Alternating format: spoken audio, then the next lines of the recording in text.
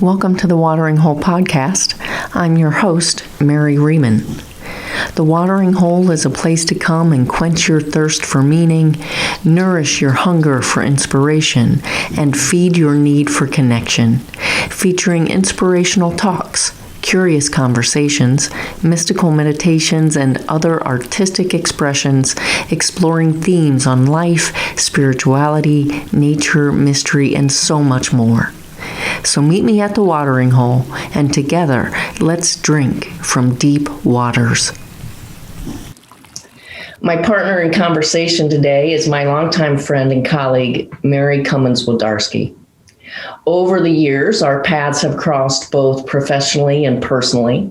We've worked for the same institutions, taught at the same seminary, and we were both trained by and worked for the Poli Center for Supervision and Leadership. Mary is known among our circle of friends by the nickname Mary the Wise. She has a quick wit and a sharp mind. She's a semi-serious poker player. Professionally, she's worn many hats and played a variety of roles. She was trained in and developed expertise in the Myers-Briggs type indicator, which fosters greater understanding around personality types and styles of communication impacting both individuals and groups. And she's been a longtime theologian and teacher. She's been a spiritual director and a campus minister. And one of the things that I've always loved about you, Mary, is that you have a boots on the ground approach to being with people and tending community. Mary continues her work as adjunct faculty at the University of Dayton by assisting students who need help negotiating the demands of higher education.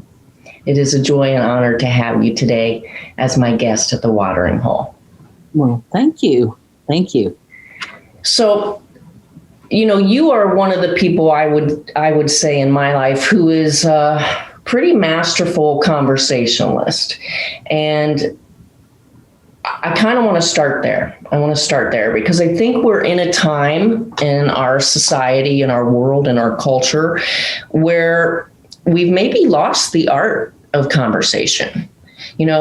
Social media, I don't think is helping us. There's more of a invitation to debate and kind of, stand in one's own opinions as opposed to a conversation. So I wondered if you would just take a minute and, in your own words, describe that process that we were trained in. And why you found so much value in it, not only as a style or a method of supervision, but how you've brought it into your own life. Sure, I'd be glad to. I have to admit, I always smile when you say I'm a good conversationalist, because I think, well, the trick is just, talk enough. Something makes sense as you go along. But yeah, the center was the Pastoral Supervision Center, was the official name of it. And what it was really built on was something called the narrative conversation. That was really the heart of the program. And if you think of putting those two words together, it's a story. It's sharing your stories. It's conversing about your stories. And that's a lot of what it boils down to. The process is, I remember we didn't come up with that. I forgot the name, Ed, somebody, good man. But anyway, sorry, Ed, if you're out there anywhere, I can't think of your last name. But he came up with the acronym I Eat Chocolate, IEATC, for the steps of the program. I don't like chocolate, so I changed it to cheese when I got it. But I do think it's just very simple. It's information, evaluation, analysis, theological reflection, which, as we have learned, both you and I, that can be a much broader term than originally we thought it was. It could be meaningful reflection for anybody with any background. Right. And then the last one is commitment, the C.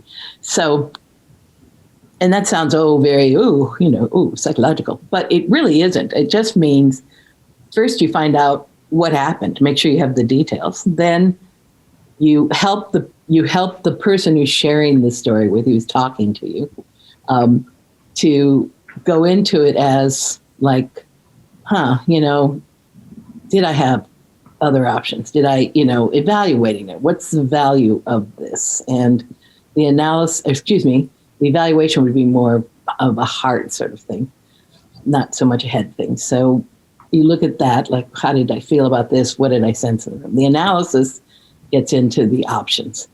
And did I have other options? Were there things I could have done differently, or things that maybe I didn't interpret correctly? So it's basically, first you just share the information. You speak a little from the heart. You speak a little from the head. Then you reflect on what you just said. Because isn't it amazing once we say things out loud, whether we're introvert or extrovert, how it can surprise us. Right. We've said it out loud. And then the last stage is, what am I going to do about it? The commitment. So it's really not as complicated or highfalutin as it sounds. Right. And like I said, you and I have seen it in action. The trick behind the conversation, and I was glad to hear you say this when you talked about, I don't think social media is helping, is the narrative conversation, or I would call it a meaningful conversation, a caring conversation, compassionate conversation. It has nothing to do with winning or losing. Right. Nothing at all.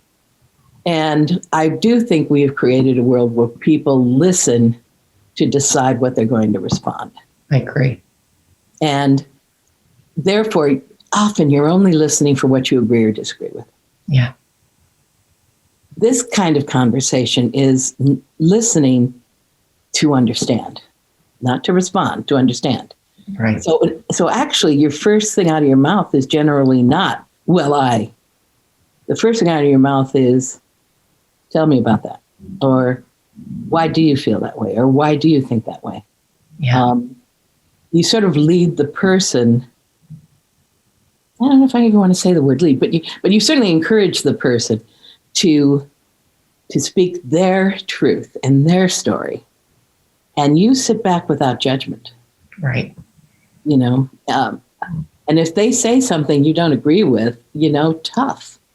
Try to understand, really grow up, put your big boy pants on, big girl pants on. Right. Because you're going to disagree with people. That's not the goal. The goal is try to understand what they're saying to you.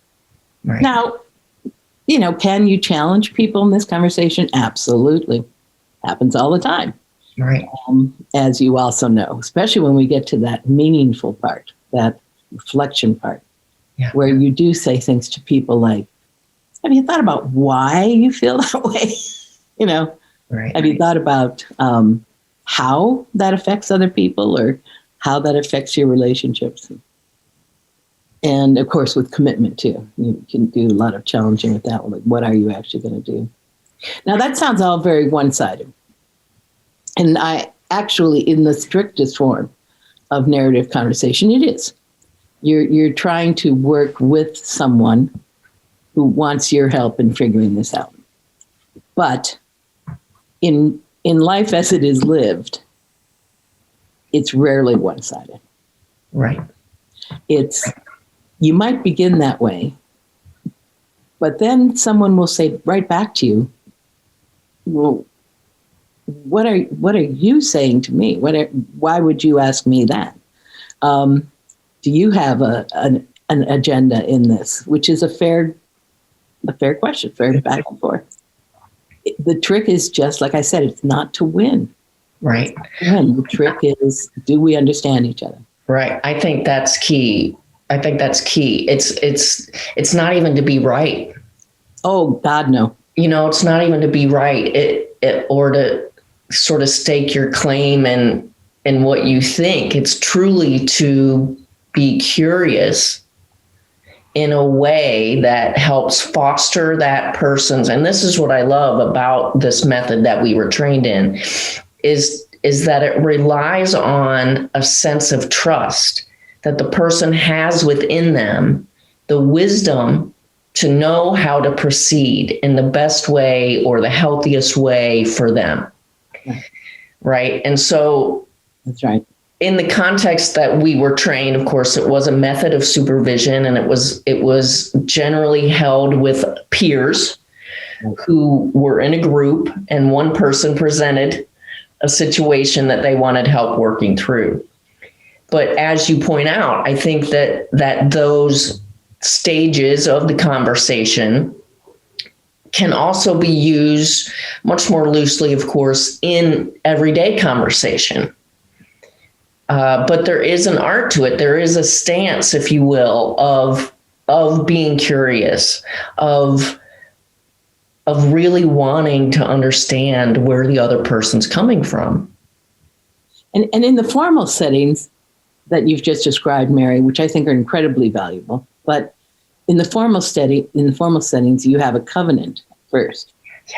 And in informal settings, I like to point out to people, you don't have a written covenant in an informal setting, but like you and I mean, I love you. I trust you. I know you will never intentionally hurt me. I mean, good friends always hurt each other one way or another. It happens. Life goes on, but it won't be your intention.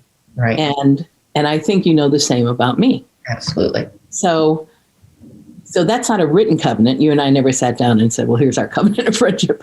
But it is the way to live in a friendship. Yeah. And I think, yes, you get let down. I mean, not by you. You've been great. But yes, sometimes people get let down in friendships. But I've always found it's better to take the position of common good, even if you get let down once in a while. Right. That's still better than taking the sort of defensive position that I see so prevalent. Right. Like, I know you're out to catch me in a mistake. I know you're out to catch me in an error. And therefore, I don't trust you. I mean, I think this is one of the biggest inhibitors to authentic conversation today. There's this sense of people sort of waiting to be offended. And I feel that in some ways we've lost that social contract that we trust can trust each other not to be intentionally offensive or hurtful.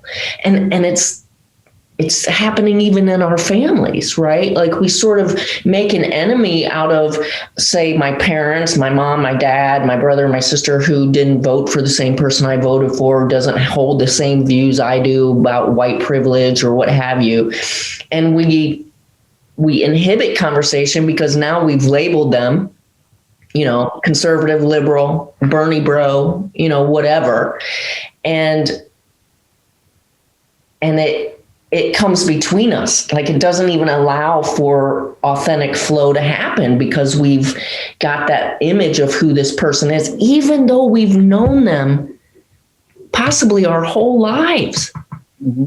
And so that's why I think this conversation that we're having now and these conversations that we're talking about are so important, because we've got to be willing to brave these conversations, in my opinion, even at home, even with our family members, and the beauty of it is if we are willing to brave it, what I've found in my own experience is that there is connection. There can even be healing. I had a conversation, Amanda and I were at dinner with my dad and my stepmom. This was a couple years ago when things were, we were clearly on opposite political ends, and we started to talk politics at dinner. And, my stepmom wanted to tamp that conversation down. It was very clear that she had fear that it was going to ramp up and get hurtful. Right. And we assured her it wouldn't. And we continued our conversation. And you know what we came to at the end of the conversation was that none of us know. None of us know the best way forward. None of us know how to bridge the gaps. None of us know, how to address the big issues of poverty or privilege or any of those things. And that in itself was healing. Oh, absolutely. Absolutely. I think to affirm that, I'm sure I've told you all this already, but all of you out there haven't heard it. So you get to hear it now. But the my oldest brother and I were separated for a number of years, unfortunately, on and off, actually. But the last separation was probably about 5 years, 6 years, and it was over politics. It was just stupid. I don't mean to say stupid like we got stupid. Not the fight wasn't stupid. We both had dearly held values and beliefs, but that we forgot what we were about was stupid. Yeah. And then he got diagnosed with cancer. And, so it was one of those, do I let this go or do I go and visit him? And I thought, well, I'm lucky enough that I have a chance to do that. Some people die very suddenly and you never get to do this. So I started going to see him, and I've always loved him. And I honestly believe he always loved me. I don't think that was ever the issue. But we just had such opposing views. It was hard. And we would slip into being quite mean to each other if we weren't careful. So I went, and what was different about this time was I wasn't listening to the words, I was listening to the emotions behind them. Mm. And so what I could hear behind a lot of his statements was fear, honestly, that the world had become a very awful place and dangerous place, and that he needed to protect his family and protect his lifestyle. And there were lots and lots of enemies out there. And when I started thinking of, and I don't feel that way at all. That was a lie. Of course, sometimes I feel that way. Right. I go in and out of it myself. Yeah. But I try not to feel like right. So then I was able to talk to him not about these issues that were not at the center of us, of our relationship, of our covenant. I could talk to him about the things that were. I could talk to him about our childhood. I talked to him very frankly. And at one point I said to him, Bill, I'm so sorry. And I meant it. I'm so sorry. And he looked at me very quizzically and said, for what? And I said, well, for the years we've lost. I might tear up. But anyway, he said, no, like, he was like consoling me. No. And I said, well, I want to tell you that I'm really sorry. And he went, no, okay. And he was sort of embarrassed about all this. Well, one of my other friends, when I told the story, she said, he didn't say he was sorry back? So weren't you furious? He didn't say he was sorry back? Mm. And I sat there and I said, honestly, no. Right. I wasn't furious at all. In fact, my feeling forgiven by him sort of made the whole thing forgiven. It kind of put that color over all of it. And it's because in a real conversation, you don't listen for the disagreement. You listen for the common ground.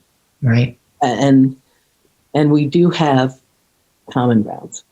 And if nothing else, we have a common ground in our humanity. And I mean, do I get frightened? Oh, gosh, yes. Right. Did I go through that same period frightened, maybe just of different enemies? Yeah. So I don't know. But I do think it drives home that even in your most personal relationships, if you can take a stance of, I want to hear your story. Again, that's why it's narrative. Right. And I want to hear it in your words, and I want to hear it with your feelings, and I want to hear it with your thinking. And as much as I can, I'm going to offer you my story. Right. With the same honesty. Right. I think it's so fascinating, right? Your friend's response, like, weren't you upset that he didn't apologize back? Like, I think that's sort of an important thing, because I think people think that. I've had people ask me that. Well, did they say they were sorry? An apology, in my sense of things, an apology is authentic when it's offered with no expectation of getting one back. Yeah. right? Like if I'm just saying it to prompt the other person to say it, then I'm still holding on in some way. I didn't thought of that, Mary, but that's true. Yeah. You know, and part of what I think I discovered through the narrative conversation is that it is a story, first of all, that we are storytellers, all of us. And a story's truth is told in the many ways the story gets told, right? So it's not always going to be told the same way, and there's not always going to be the same wisdom or truth from it based on how I tell it, what I remember from it, the questions that somebody else poses to me about it.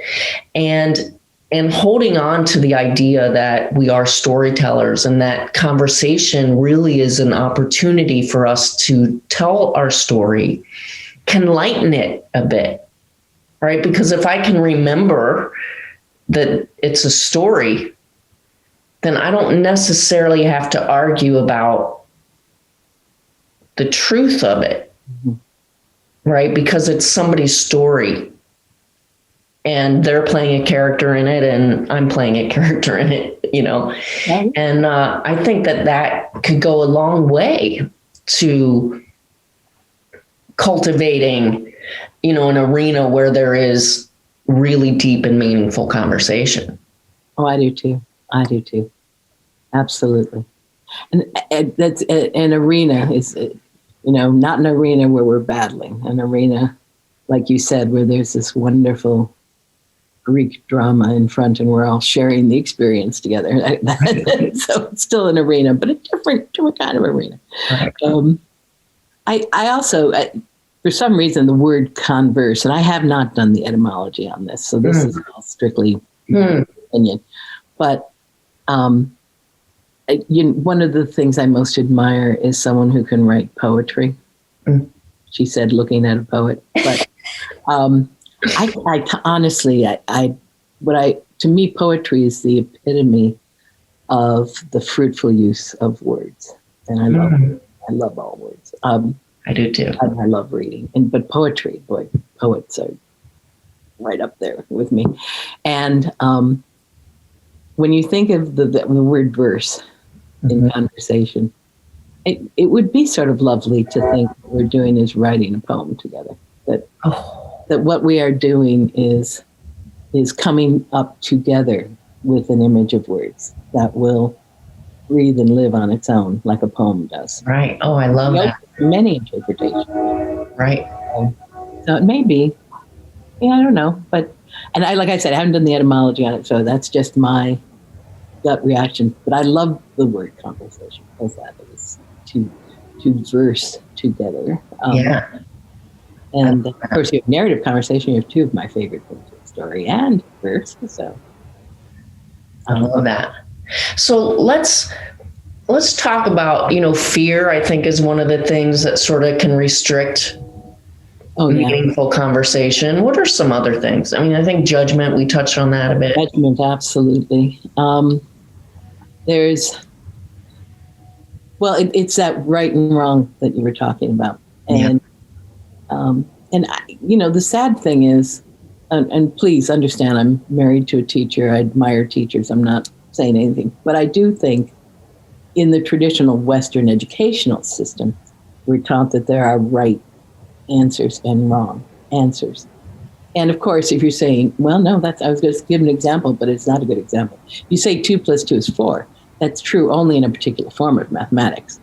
But, when you're when you're in second grade, if you're 2 and you're doing it, you're really remarkable. But if you're in second grade, right. And you're doing multiplication table, well, there is really only one right answer. I get that. But in life, that's not true. Right. There are many, many. That's actually why I love reading good poetry or good fiction, because it points that out to you. Right. More than one right answer in the world. So I do think that whole judgment of right and wrong is dangerous. I think arrogance is dangerous. Yeah. That's probably a close cousin to fear. Yeah, I think so too. I think most people who are deeply arrogant are terribly afraid of revealing who they are.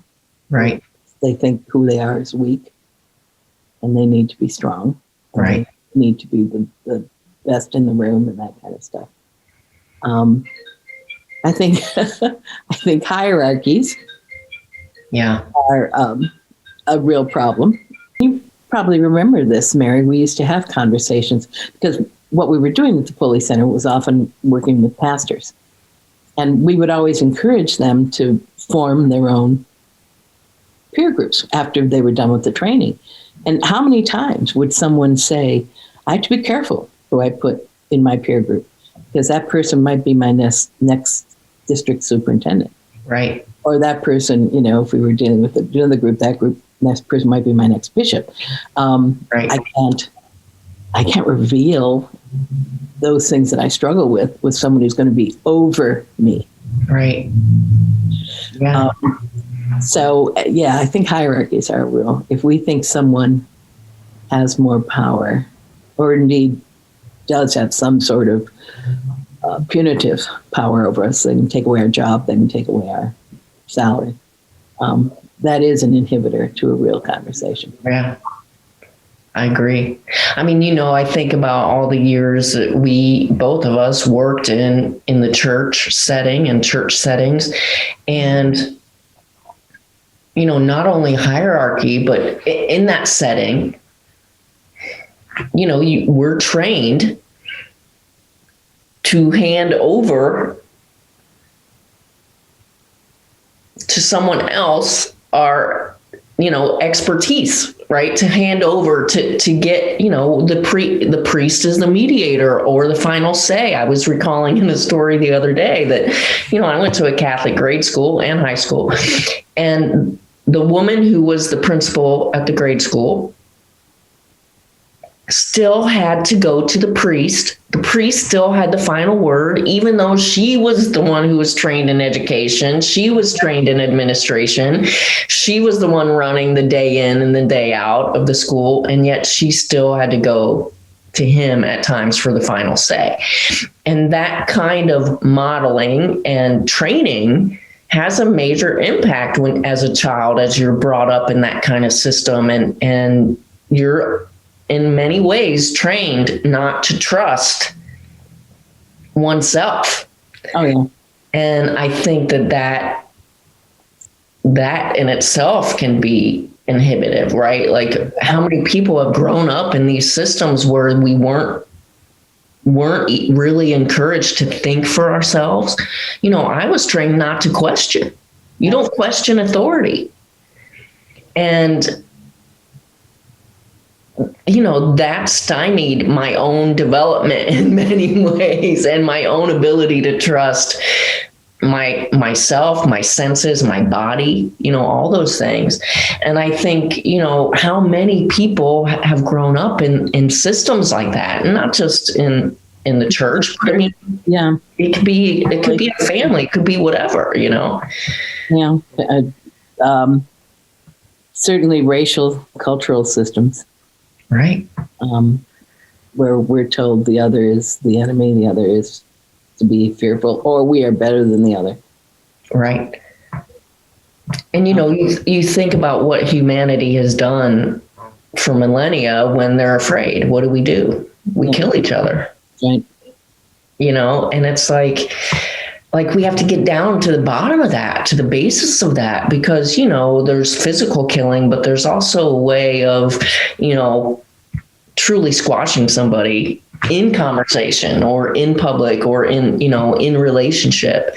And it requires a willingness, I think, to look within and kind of excavate those areas of our lives where we are fearful, where we hold beliefs that maybe we haven't questioned. Yeah. Go ahead. No, I was going to say that's a big one. You have to be able to question. I mentioned that the whole narrative conversation is really built on question. But if you can't question yourself, that's scary. Right. That's supreme arrogance. Right. So let's talk a little bit about that. Like, we both worked in settings where belief was sort of the apex of what brought people together. It was sort of this, and yet in some ways we're taught not to question beliefs, or especially someone else's beliefs. Yes. How do we traverse that? How do we? I was sitting here thinking to myself, yes, I was told not to question other people's beliefs because they were simply wrong. If you weren't Roman Catholic, I'm sorry, you the vote, which of course infuriated me even as a child because my dad wasn't Catholic. So I always tell people I had sort of an edge up over most of my friends who grew up in that same pre-Vatican II church that I grew up in, because I knew my father wasn't evil. I mean, he had issues, don't get me wrong, but he wasn't evil. And I knew he wasn't going to hell just because he had been raised Lutheran. That was a ridiculous idea to me. Right. So even as a child, but yeah, we weren't allowed to question. We weren't. And then add God to that mix, and you're really in trouble. I mean, think about that, right? Not only could the pastor be mad at you, but then you could go to hell because the pastor was mad at you. So it was like God is the ultimate judge, right? And I know and you're going to hear from people maybe that God is justice. What about God's justice? And I think justice is not revenge, right? And justice is not punishment. Right. Those are separate issues. Justice is correcting the wrong. That's justice. Justice is appropriate action. Yes. Yeah. So yeah, no, I don't. I if you've ever read Rob Bell's, oh no, I can't remember the name of the book, but it's the one where he says there is no hell, and the poor guy paid out the wazoo for that position. But I agree with him. There's no hell. I don't know what's out there, but I can't imagine a God who hates so much that you could never achieve fulfillment, enlightenment, peace, whatever we want to say. Yeah. Do you think that a truly inquiring mind, so we've sort of talked about some of those characteristics, humility, Mm-hmm. right? Openness, having an open heart, having a sense of being able to really listen for understanding. Can an inquiring mind, then somebody who's truly curious, can that mind be triggered? We're in this culture where, for God's sakes, don't trigger somebody. Yeah. Don't say the word that might trigger someone. It might trigger their trauma. Yeah. Can a truly inquiring mind be triggered? That's a good question. I have a lot of problem with jargon. And we have a lot of that going around right now. Cancel culture, triggered. It's like it begins okay, and then it turns into a political statement, I guess, would be the way I'd say it. And you're like, why? Like masking. Why did masking become political? Well, we can answer that, but I'm not going to. But or we can play with an answer for that, but I'm not going to. So I guess the word triggered stops me from being really clear in an answer. But I think, sure, if triggered means, can it bring a gut response from us that maybe isn't our best response? Then I would say sure, because that's good. None of us are perfect. And so there's going to be wait, how can you say that kind of response? And I would encourage people, rather than just say, no, I'm not going to be triggered, but to step back and examine why. Yeah. Why did that trigger me?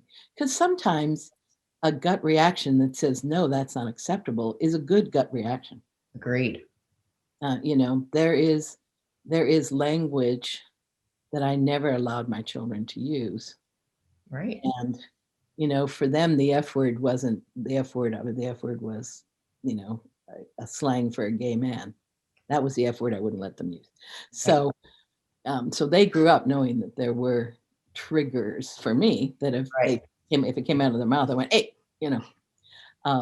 So sometimes it's appropriate, but other times it's just, wow, that hit something in a memory, that hit something in my Right. past, that touched my own anxiety and fear. Yeah, I think I agree with that. Like, because I think the body knows. The body is going to have reactions in conversation, in conversation.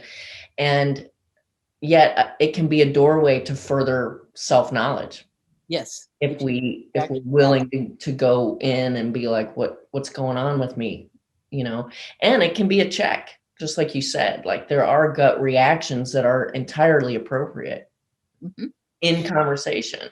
And it's interesting because actually one of the most satisfying conversations I had was with a friend that I had um, some very strong disagreements with politically and culturally, I guess I would say.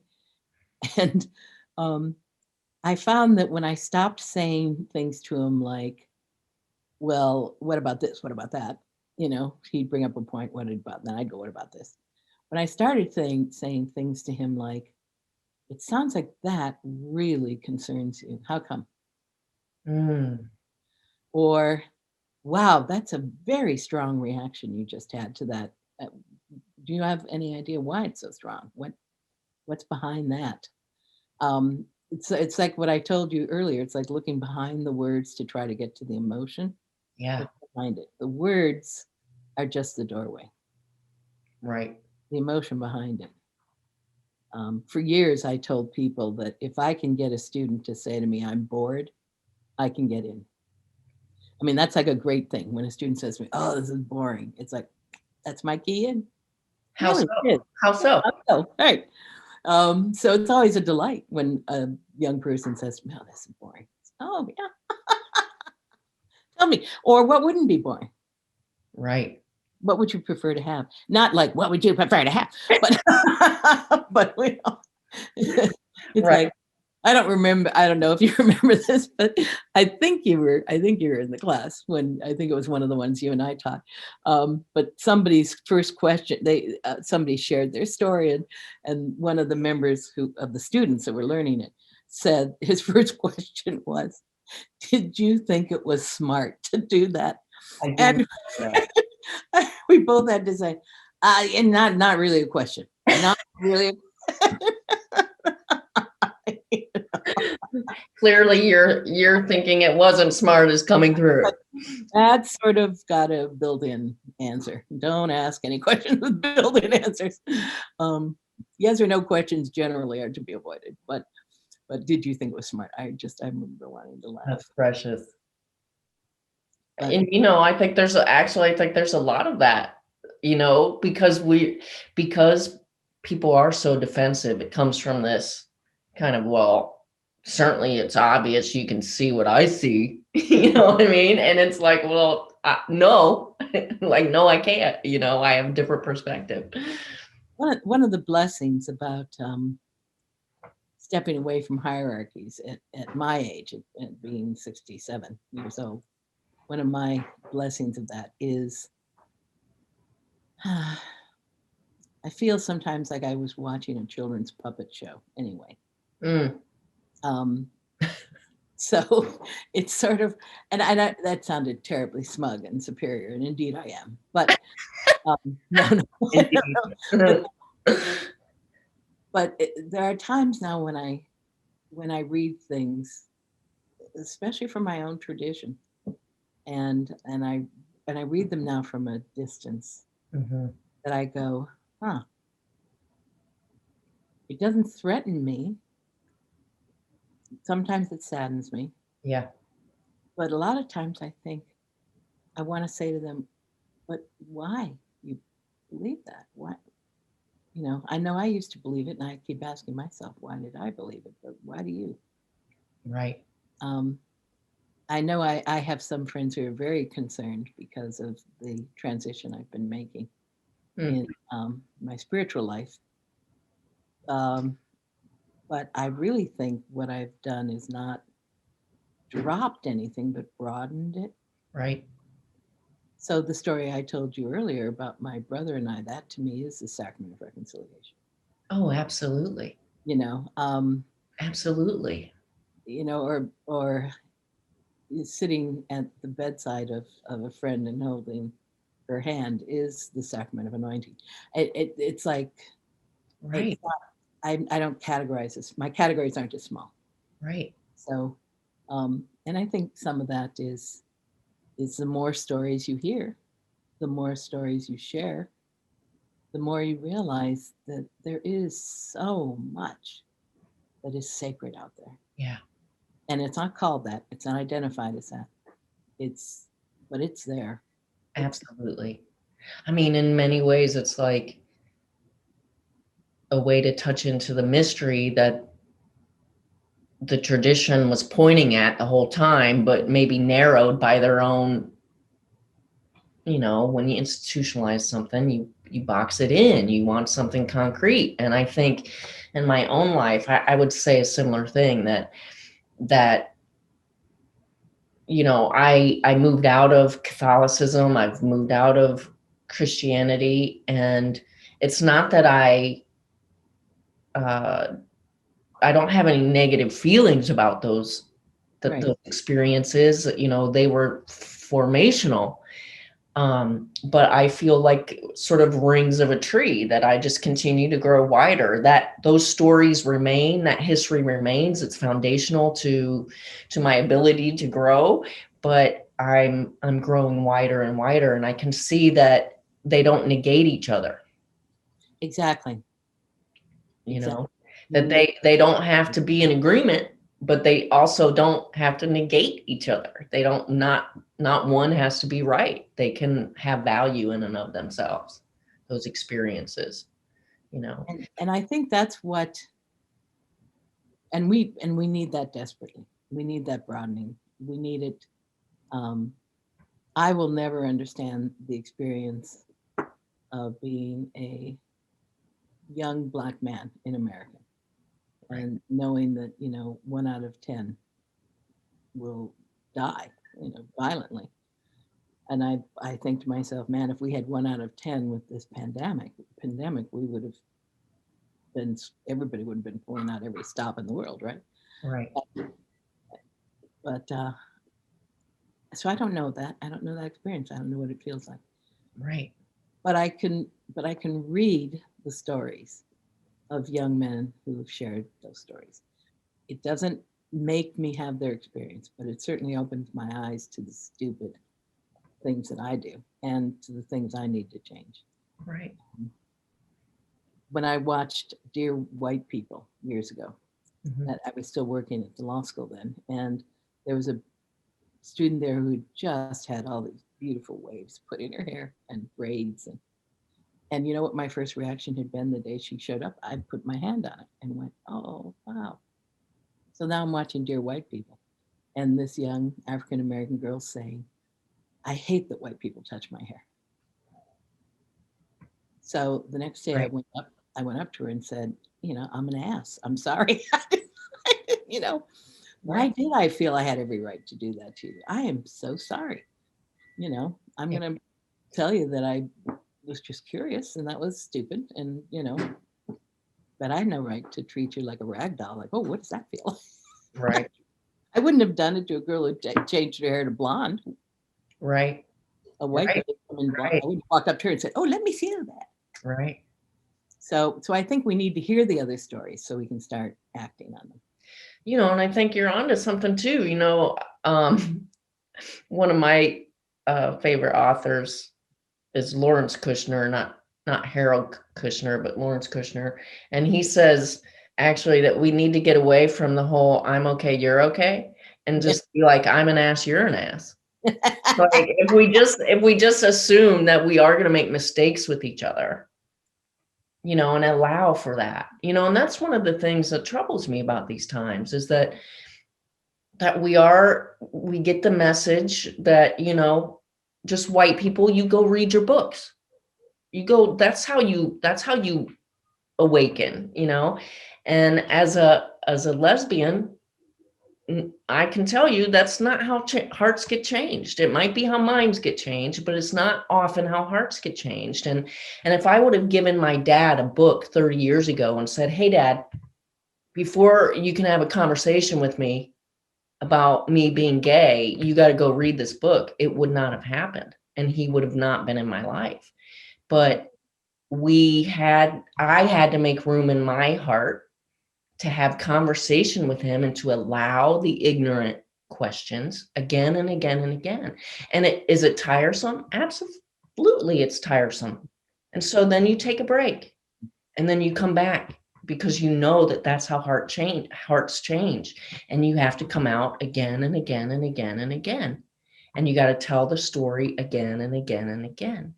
And part of what I think, that's part of what we need today, is to be able to have places where we can be with each other, and in diverse groups, and be able to have the conversations where what has been labeled inappropriate questions are allowed, Right. where we're actually allowed to have them. And then now I get have a greater understanding about why it's ignorant, but it's a hard thing to traverse, because people are so, ready to be offended. And I think we've got to really drop that. We've got to learn how to drop that and just allow hearts to be shared. And I'm not totally disagreeing with you when I say this, but I do think the representation we're seeing in movies now, and the representation in literature and plays and stuff, does help. Sure. We still have to move. We still have to make ourselves move. Absolutely. But it's a both and, right? It's always a both and. Yeah, that's right. I mean, I agree with you. Handing someone a book and saying, "Here, read this, and then you'll understand me," would be a little odd. But although I'm tempted to do that with Prince of Tides, because I think Prince of Tides is the best book I had ever read, James Carroll, on growing up in an alcoholic household. I mean, just an amazing book. But it only works if it's going to lead to the conversation. Yes. You have to do it thinking the next step is we're going to converse. I love that. That's great. Yes. And my husband is actually in a group right now that's talking very seriously about diversity, and they're doing things like articles and TED Talks, but after they share the experience of it, then they come together and talk. Right. I mean, I think that's the key. That is the key. The key is that you have the shared experience, and then you sit down together and talk. Yeah. And I know, my dear introverted Mary, I know you have very good extrovert skills, but I know that conversation drains you more than it drains me. For example, I'll get off this hour Zoom and I'll be like, because my energy has actually been building during it. You'll get off and say, "Amanda, I'm going to go lie down now." Right. I'll be done for today. Right. That's funny. So I do. I mean, so I get that it costs us different things to have the conversation, but the conversations are important. Yeah. So let's just touch, we're not obviously going to do justice to this by any means, but, the Myers-Briggs type indicator I have found a lot of value in it, just for understanding myself, right? Just for understanding myself, my tendencies, the way, I bring myself to life. What would you say about it to people? Is it something you would encourage people to access on their own? Is it something that you think has it held, over time? Because, Yeah, I honestly, I love the Myers-Briggs because it's an incredibly positive experience. So you find out nothing negative about yourself, really. I mean, yeah, there are growing areas in your life, maybe, but every type is good. Every personality type is good. Every preference is good. Every preference is needed, actually, right, in our world. So I like that about it. But I would encourage people anytime.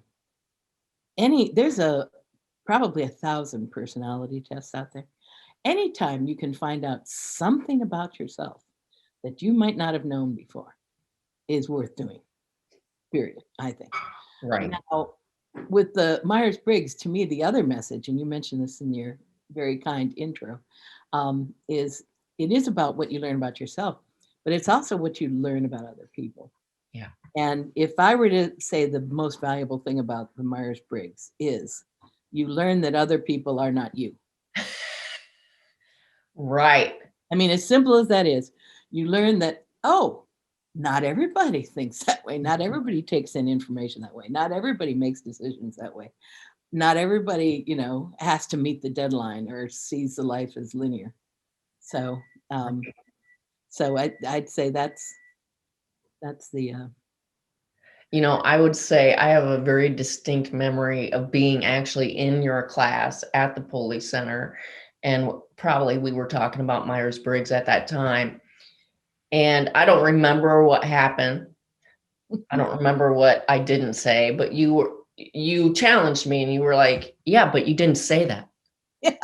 And I was like, I actually do remember this. In my mind, it was a situation, and I think it's partly because I am an introvert and I didn't really realize that other people didn't think like me, that I had to actually say it. I don't remember the actual thing that wasn't said. I admit that, but I do remember the shock on your face when because you had intuited it, and it was doing one of those sections where we say, well, what do you think the issue is for this person?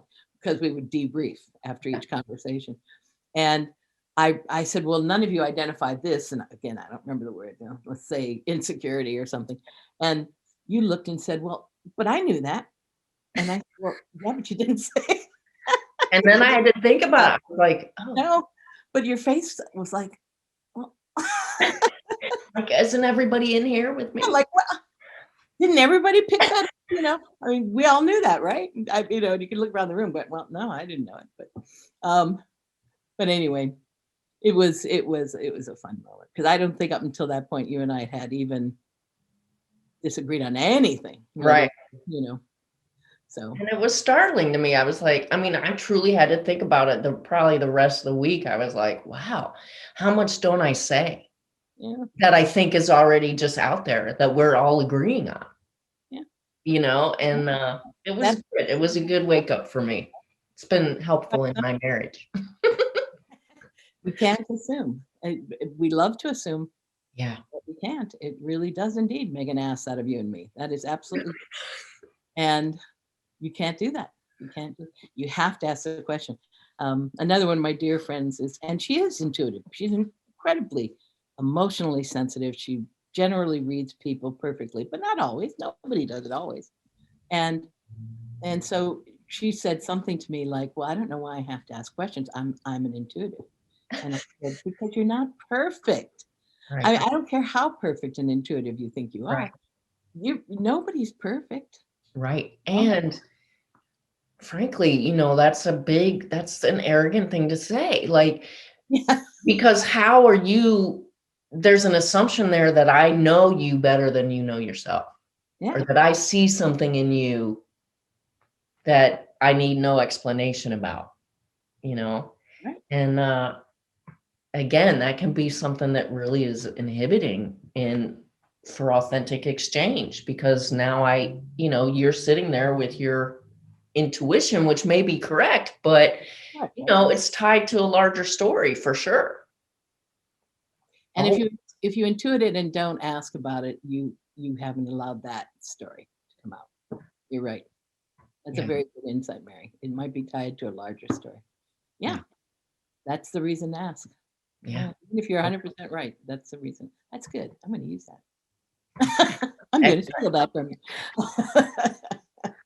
you. I think one of the things that we touch on in this is that, and you sort of talked about it, how, realizing that sacredness is, there is sacredness, and we don't, frankly need a mediator for it, that we experience those sacred moments in our own lives if we're awake to them, if we're open to them. Which to me touches on the mystery, right? Touches on the mystery of how we're connected, on the mystery that there is such diversity in creation, there is such diversity in people and in humanity. And to me, that's one of the most enjoyable, beautiful, curious things about being alive, is that we are so embedded in mystery, and there's so much mystery in the universe. I mean, there's so many questions still unanswered. And so as we, bring our conversation to a close today, I think we may have more of these conversations. I wonder, of all the mysteries in the universe, Mary, Mm-hmm. what mystery do you want the answer to?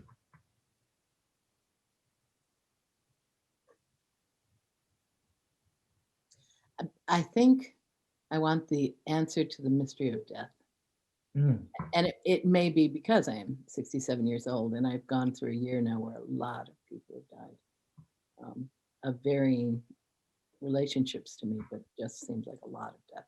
Right. And